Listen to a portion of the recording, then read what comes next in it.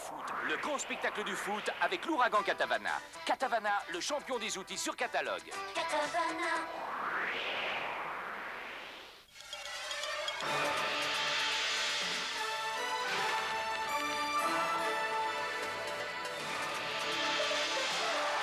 Tout sur la deuxième journée du championnat de D1 dans ce numéro de Téléfoot avec la confirmation de Caen et de Fabrice Divert qui a encore marqué contre les Girondins.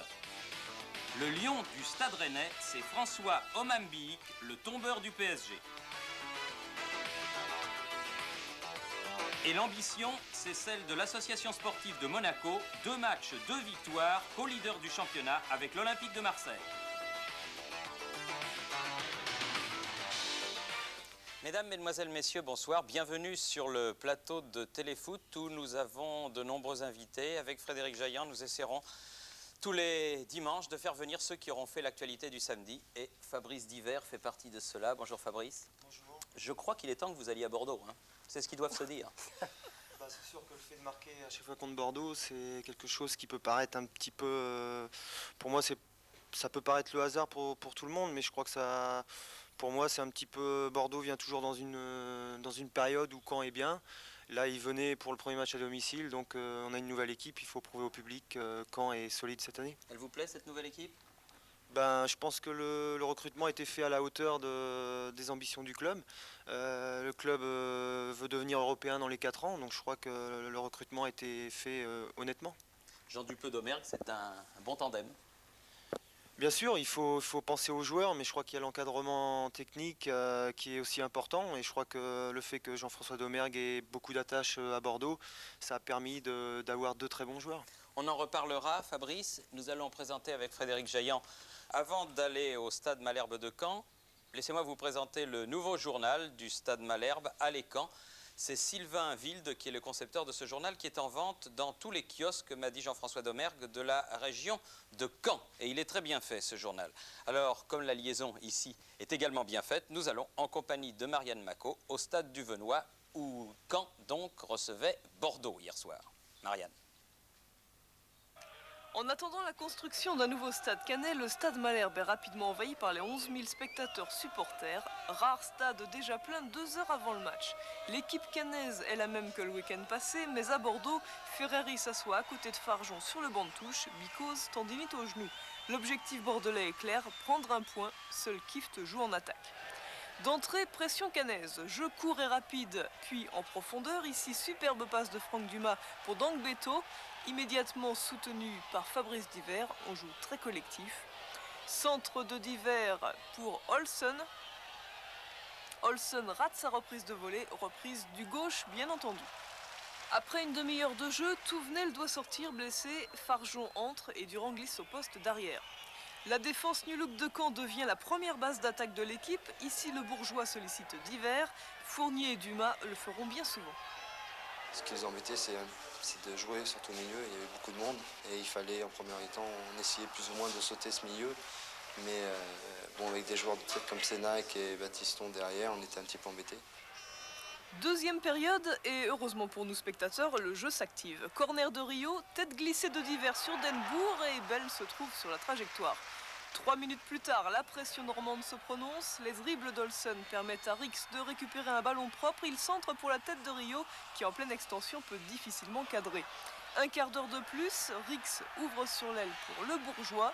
Centre et tête de Divers, il croit au but, nous aussi, mais le poteau repousse et Divers récupère pour finalement la gâcher, cette balle. Il y croyait tellement qu'il y a de quoi râler. Mais si vous suivez attentivement, vous aurez remarqué que seul Caen se procure des occasions, au point que sur ce démarrage de Le Bourgeois, à nouveau seul sur l'aile, Olsen prolonge sur l'autre ex-bordelais Denbourg. Tête piquée et but du Néerlandais, logique Caen mène 1-0. Les Normands évoluent dans cette mi-temps en démonstration, ça vaut un hommage.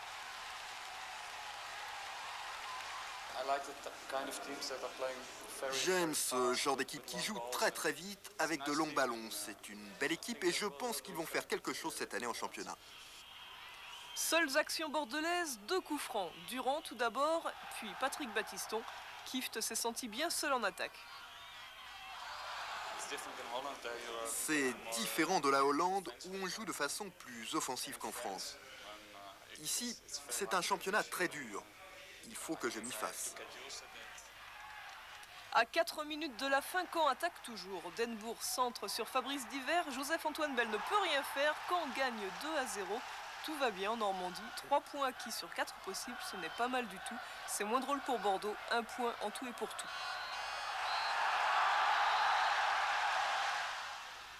Fabrice, moi j'ai 2 remarques en une. Premièrement, depuis votre montée en première division, à chaque fois vous battez Bordeaux et en plus Bordeaux n'a jamais réussi à marquer un but à Malherbe. Et en plus, au vu des images du résumé d'hier soir, eh bien le duo Olsen et Denbourg vous convient très bien. Oui, je crois que le fait d'avoir réussi à amener 2 joueurs de ce niveau-là, qui viennent de Bordeaux, je crois que ça permet au club de continuer dans leur ambition.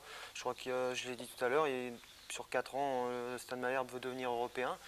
Et je crois que ça commence par ça. Il faut un effectif assez riche et je crois que ces joueurs-là sont là pour justement ça.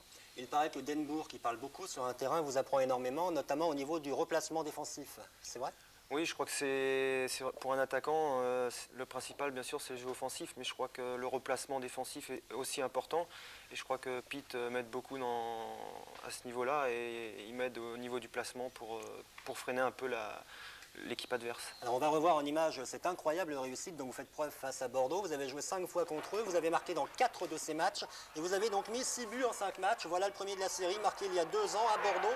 Vous en aviez mis 3 ce jour-là, synonyme de maintien pour Caen. Bah oui, je crois que c'était un match assez important. Il ne fallait pas perdre ce match, au moins prendre un point pour, en gagnant le dernier match, on était sauvés. Donc à 2 partout, on y a cru. Et puis bon, il y a ce 3e but qui arrive. Je réussis à prendre le ballon dans les pieds d'un défenseur et j'arrive à ajuster le gardien. Et bon, on réussit à garder le résultat à un quart d'heure de la fin quand même, mais on gagne 3-2 quand même. Alors quelques mois plus tard, au début du championnat suivant, le 27 août 89, Rix fait un super truc, là, il vous donne le ballon et vous marquez encore contre Bordeaux. Oui, je crois que par la suite, il y a un défenseur, c'est Jean-Pierre Avrillon, là, qui me fait tout le travail, puisqu'après, j'ai plus qu'à conclure et voilà le but. Un peu plus tard, la seule victoire remportée à ce jour par Bordeaux contre Caen, ça se passe en février 90, vous perdez 2-1, mais c'est vous encore qui marquez. C'est un hasard enfin, vous nous avez dit tout à l'heure c'est un hasard, mais c'est curieux quand même comme hasard. Bah, disons que ça rentre un petit peu dans une... j'ai dit tout à l'heure, est-ce que ça peut paraître bizarre? Je sais pas. C'est une période où Caen a besoin de points, où Caen est peut-être en forme. Ça, on ne peut pas le savoir. C'est peut-être une motivation personnelle, mais à chaque match, on l'a. Hier soir, vous étiez vraiment super motivé parce que voilà, votre dernier but en date, celui d'hier soir. Oui, bah, on est toujours motivé pour un match. Surtout celui-là était important. C'était le premier match à domicile, donc je crois qu'il fallait montrer au public qu'on avait une nouvelle équipe et qu'on était capable d'évoluer à ce niveau-là. Et vous avez failli en mettre un deuxième, on l'a vu tout à l'heure, cette tête sur le poteau.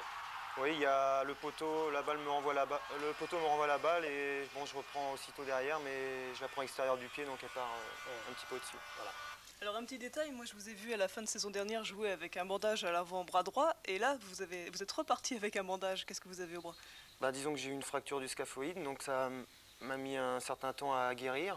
Donc là, la guérison est faite, mais il faut un certain temps, 3-4 mois encore de protection pour éviter de tomber dessus et encore de fracturer. Et là, c'est l'opération, donc je préfère pas prendre de risque. Alors hier soir, il y a eu une mise au point de fait par votre président, Monsieur Fiolet, à votre sujet et puis au sujet de l'accord qu'il y avait entre les Girondins et Caen. Ce qui veut dire que Caen, en principe, se doit de privilégier votre transfert si le transfert il doit y avoir de votre part vers les Girondins de Bordeaux, c'est ça? Parce que Bordeaux vous a cédé 2 joueurs, Denbourg et Olsen. Non, je crois qu'il y avait une mise au point à faire parce qu'il y a un article qui était paru dans le journal régional le jour du match. Et cet article disait un petit peu que je trouvais aberrant que les dirigeants aient fait quelque chose dans mon dos avec Bordeaux. Alors qu'à partir du moment où moi j'avais signé mon contrat de 5 ans au stade, le club pouvait faire n'importe quelle chose avec n'importe quel club. Il s'est avéré qu'ils ont passé un accord moral, c'est-à-dire qu'ils n'ont rien signé avec Bordeaux, pour privilégier si un joueur de Caen est capable d'évoluer à un haut niveau dans une grande équipe, de privilégier ce joueur, de partir à Bordeaux. C'est pas Fabrice Diver qui est concerné personnellement, c'est les jeunes du stade. On y pense très fort quand même. Bien sûr, parce qu'on en a parlé beaucoup, mais je crois qu'il faut pas rester là-dessus. Je crois que je continue, j'ai un contrat de 5 ans. Cette année, je suis cané à 100%. Et je crois que le président a mis les choses au point. Je crois que ça ne concerne pas Fabrice Diver à 100%. Ça peut concerner un autre joueur. Toujours à propos de votre avenir, l'équipe de France, vous y pensez? On y pense bien sûr, mais le fait d'avoir un avant-goût comme ça en Hongrie, je crois que ça donne envie d'y retourner. Mais bon, ça ne dépendra pas de moi. Je crois qu'il faudra dans les clubs continuer à jouer comme ça. Et puis par la suite, si je suis repris, tant mieux pour moi. Oui, et puis je suis persuadé, Fabrice Divert, que Michel Platini, qui suit tout ce qui se passe dans l'Hexagone, a un œil sur vous. Nous allons voir le classement de la D1.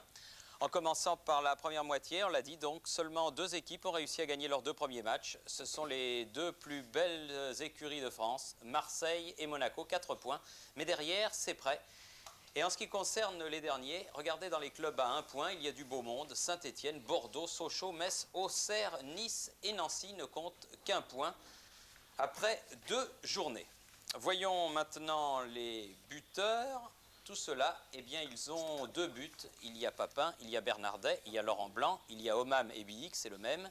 Et il y a Philippe Périlleux, 2 buts chacun, 127 547 spectateurs, ça fait un peu plus de 12 000 de moyenne, c'est pas mal, d'autant que Marseille jouait à l'extérieur.